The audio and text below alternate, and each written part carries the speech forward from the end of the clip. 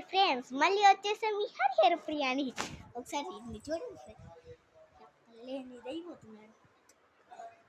Hi చెప్పు. Hi friends, అందరు బాగున్నారా? ఇదిగోండి ఈడెవరో అనుకోకండి, మా చిన్ని క్యూటీ బాయ్ సోమస్కంద. హాయ్ చెప్పు, హాయ్ చెప్పు.